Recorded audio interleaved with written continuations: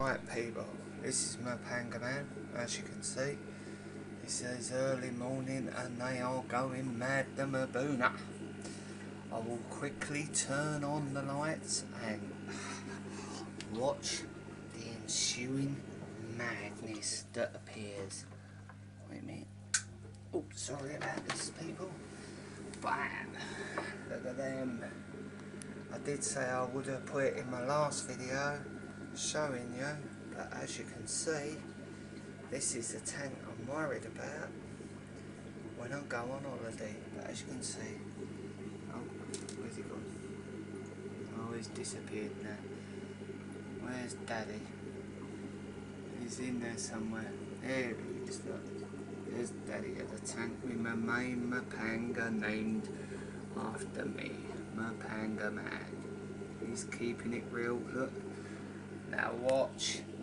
This is how you can tell you've got lovely, healthy fish. They are going nuts. But watch this.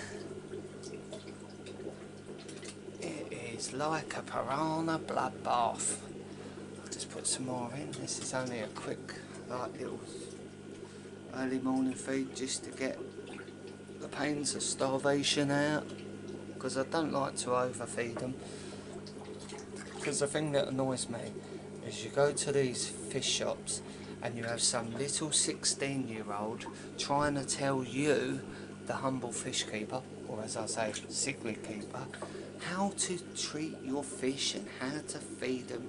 He would sell you goldfish food if he had to, as long as he gets his sale. But I hate, and I mean I detest, going to your local fish shop and you're sitting there staring at a tank looking at the fish you want to buy, and then this little college dropout or Saturday worker comes over and tries to become the expert of cichlids, and then next minute you look round when he looks at another customer, because you say, look, I'm only looking for the moment, you know what I mean, please, you know, leave me to do my own thing. And then you see him walk round the other side and mysteriously, now he's a marine expert. Oh God, he's telling them, oh, RO water, oh, yeah, and everything else. And you think, do you know what, I rather wish that these people who run these fish shops would get a couple of old boys in who've been keeping fish for years, so that when you go in you can have a bit of a chat and a laugh and a joke, but they know what you want. You know, it's not like, you're right mate, I've come for some pangas, and he shows you red zebras. It bugs me.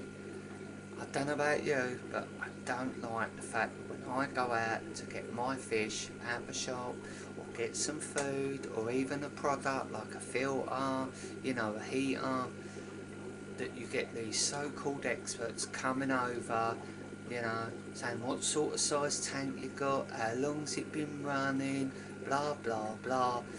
They don't know what they're talking about. They will sell you a 50-watt heater for a 6-foot tank if they have to.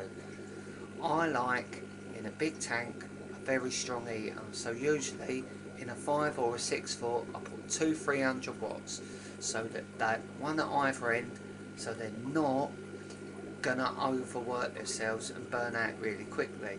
But in my new 5x2x2 I'm putting one 600 watt Titan heater with an outside digital measure, you know, like temperature gauge.